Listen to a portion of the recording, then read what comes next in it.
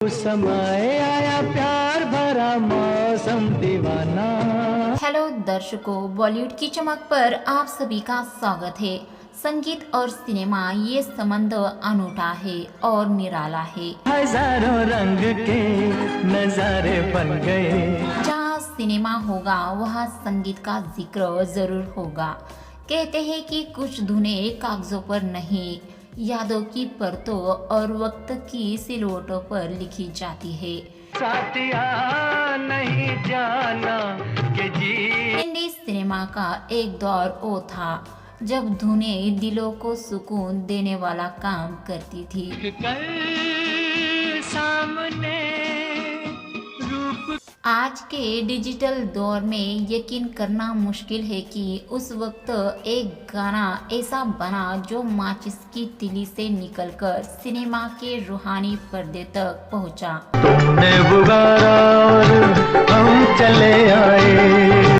आइए जानते हैं कि दिल को छू लेने वाला ब्लॉकबस्टर गाने के पीछे की क्या है दास्तां।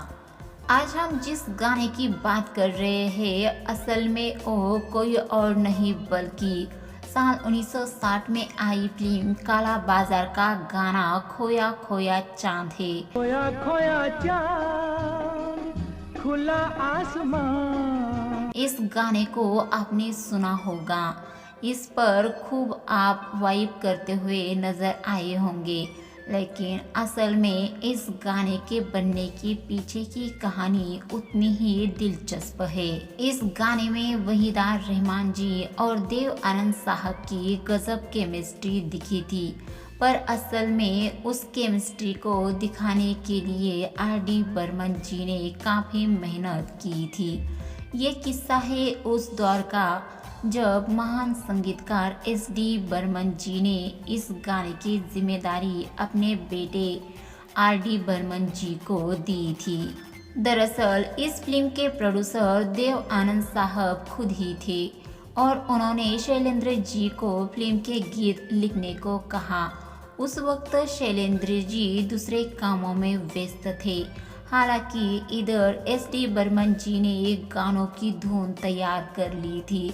जब शैलेंद्र जी ने S.D. बर्मन जी को कोई जवाब नहीं दिया तो उन्होंने बेटे R.D. बर्मन जी से कहा कि वो उनके घर जाए और गाना लिखवा कर ही वापस आए। R.D. बर्मन जी अपने पिता S.D. बर्मन जी की बात मानकर शैलेंद्र जी के पास गए।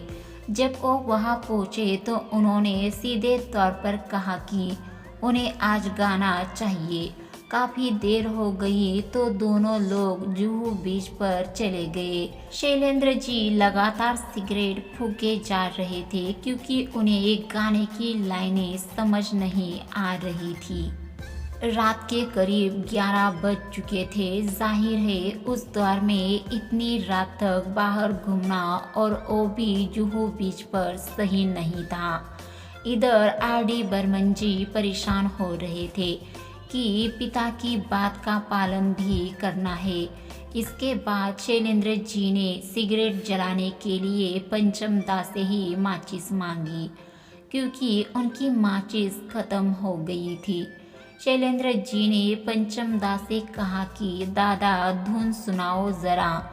इसके बाद पंचम दा ने उसी माचिस के डिब्बे पर धुन गुनगुनाई और सामने खड़े शैलेंद्र जी एकाएक आसमान की तरफ देख रहे थे।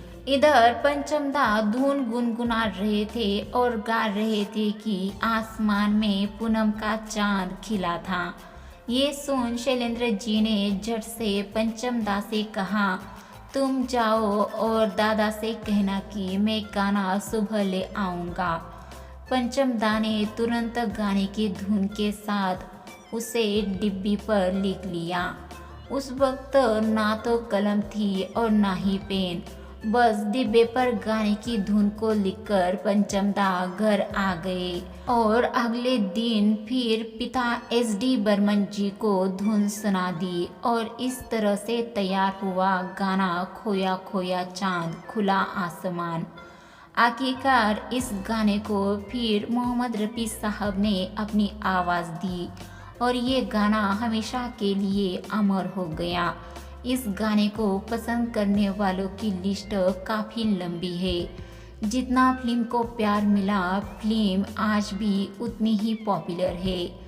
तो वही वहीदा रहमान जी के साथ गाने में देव आनंद साहब का मस्त मौला अंदाज आज भी लोगों की जुबान पर है। दर्शकों, क्या आपने खोया खोया चांद खुला आसमान ये गाना सुना है? ये गाना आपको कैसे लगा और हमें कमेंट करके ज़रूर बताइए। साथ ही में हमारे चैनल बॉलीवुड की चमक को सब्सक्राइब, वीडियो को लाइक शेयर ज़रूर कीजिए। बेल आइकॉन को प्रेस करना मत भूलिए। मिलते हैं अगली वीडियो में, तब तक के लिए नमस्ते, धन्यवाद।